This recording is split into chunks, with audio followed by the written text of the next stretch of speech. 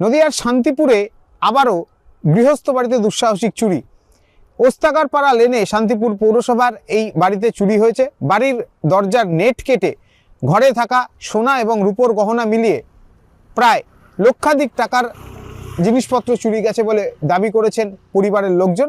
তারা জানাচ্ছেন এলাকায় তারা পাশেই ছিলেন তাদের আত্মীয়ের মৃত্যুর ঘটনাতে সেই বাড়িতে।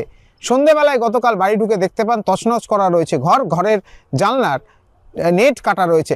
তারপরে রীতিমতো তারা উদাসীন হয়ে পড়েন এবং পরবর্তীতে আজ সকালে শান্তিপুর থানায় খবর দেওয়া হলে পুলিশ গিয়ে গোটা ঘটনা তদন্ত করে দেখে এবং এই ঘটনায় রীতিমতো চাঞ্চল্য ছড়া এলাকাবাসীর দাবি এবং পরিবারের দাবি এই এলাকাতে একাধিক নেশাগ্রস্ত যুবকদের উৎপাত বেড়েই চলেছে।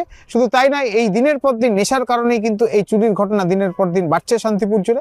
দিন ধর ওখানে ছিলাম, তারপর আমার বাড়ির লোককেও আমি ফোন করে জানাই, আমার বাড়ির লোক আমার ফোনে ধরো শুনতে পাইনি। তারপর আমার ভাইপোকে বলি যে আমার বাড়ির লোককে একটুখানি ফোন করে দিস, আমাকে মারা গিয়েছে ওই সাগর শেখ আর কি। তারপরে যে কোনো কারণে শুনেছে, এবার আমার বাড়ির লোক করে দিয়ে এসেছে। তারপরে কৃষ্ণনগর থেকে খবর হয় ওখানে গিয়েছে। এবার ওখানে সারাদিন থাকা হয়। এদিকে ধরো দুদিকে তালা দেওয়া ছিল। দেওয়ার পরে বাড়ি এসে দেখি ওই কখন দেখতে পারলেন? কখন গানের আর কি ইয়ের ওপরে পড়ে আছে, ওই চাদরের ওপরে। বাড়ি এসেছেন কখন? ওই তখন কটা হবে, 8টা নাগাদ হবে রাত্রিবেলা।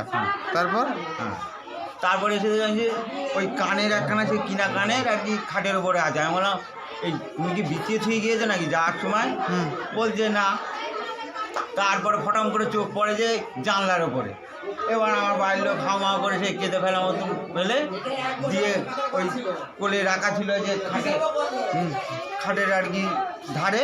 এবার তুলে দেখে গলার হার নেই, বেগলেস নেই। প্রশাসনিক তৎপরতা যদি বাড়ে তাহলে এই চুরির ঘটনা কমবে, যদিও গোটা ঘটনা তদন্ত শুরু করেছে শান্তিপুর থানার পুলিশ।